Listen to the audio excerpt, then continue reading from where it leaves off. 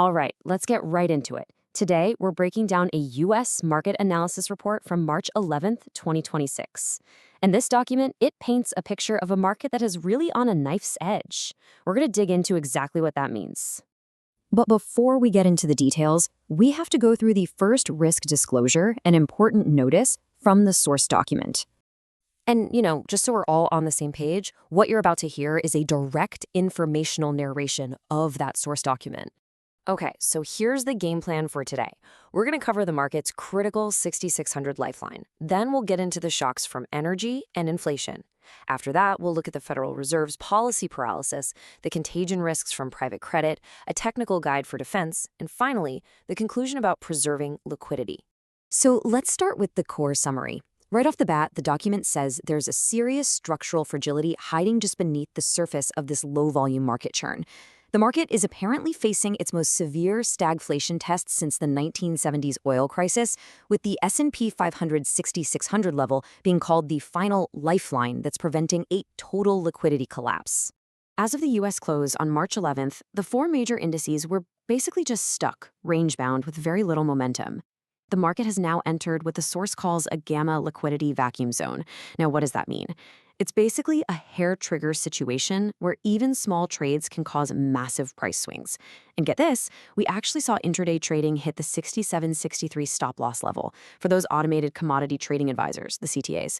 That kicked off the first wave of program selling. So the big takeaway here is that the market has kind of lost its own internal drive and is now just a passenger, passively tracking the wild swings in energy prices.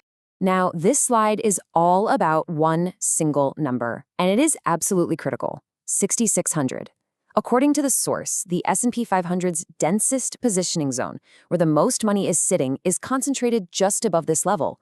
This isn't just some line on a chart. The document describes it as the cash lifeline. And this really drives home why that 6600 level is so important. The warning is stark.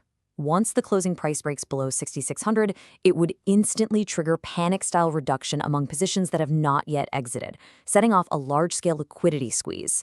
Think of it like a dam. The vast majority of these heavy positions are piled up right behind it. If it breaks, you get the picture. Okay, so how does this situation get even worse? Well, that brings us to Section 2, which covers the dual threats of energy supply shocks and their impact on inflation, especially with the Hormuz deadlock and the latest CPI data. So the International Energy Agency just announced they're releasing a massive 400 million barrels of crude oil. You'd think that would calm things down, right? Well, wrong. The market is looking at this like a bandage on a broken pipe.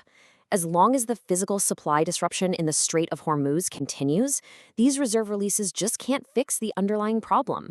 Market confidence on this front is pretty much shot. And this is where we see a really dangerous chain reaction starting to unfold. See, the Strait of Hormuz isn't just about oil.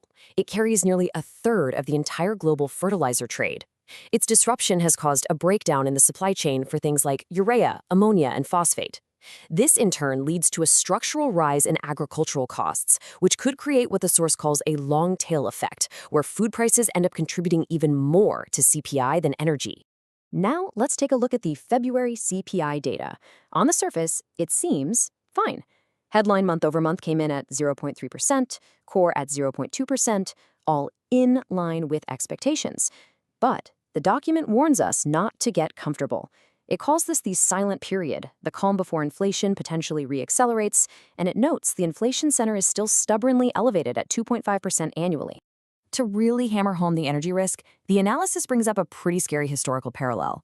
During the two oil crises back in the 1970s, as oil prices surged from $3 a barrel to 36, the S&P 500 got absolutely crushed. It saw a jaw-dropping 48% drawdown, and the economy then had to slog through a slow recovery that lasted for 7 years. So here is the crucial point for today. Unlike the 1970s, the current market is being propped up by this whole AI productivity narrative. But, and this is a huge but, the document warns that if an energy shock hammers corporate margins, that AI premium could rapidly flip from a solid asset into a massive valuation bubble. And that could trigger a correction every bit as violent as what we saw in the 70s.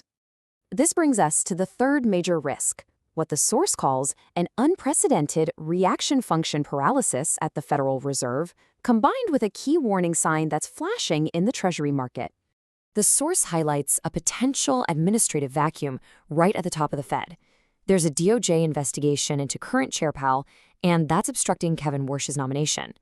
With Powell's term ending on May 15th, there's a real risk that if this whole process stays stalled, the Fed could lose its decision-making center at the worst possible moment, right in the middle of a stagflation outbreak.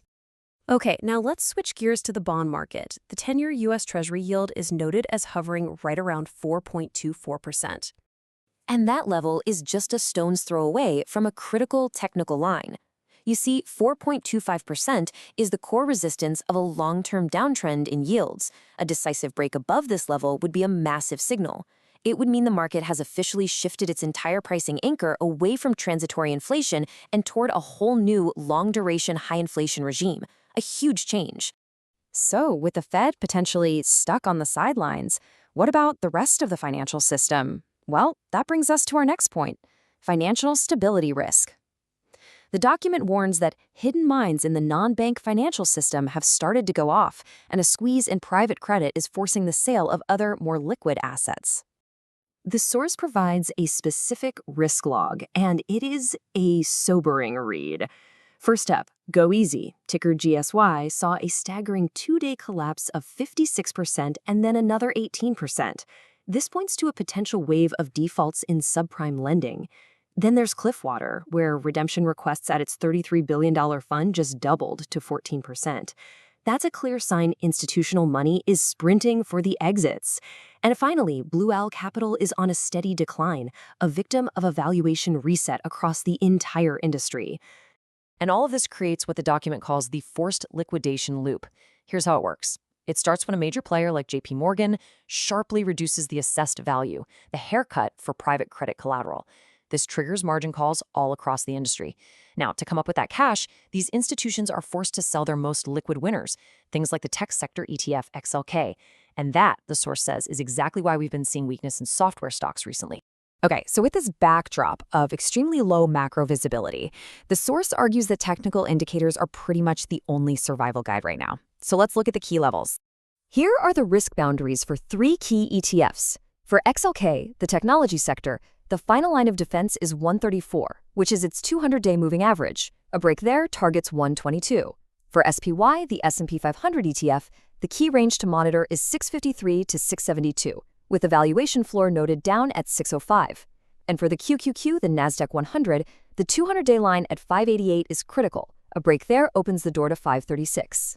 Based on those levels, the document lays out a 3-part defensive playbook. First, if you have high exposure to the market, you need to hedge immediately using put options. Think of it as buying insurance for your portfolio. Second, if key support levels like XLK's 134 are breached, it's time for mechanical de-risking. That means selling, no questions asked. And third, the single most important number to watch is the daily closing level of the S&P 500 spot index, 6,600.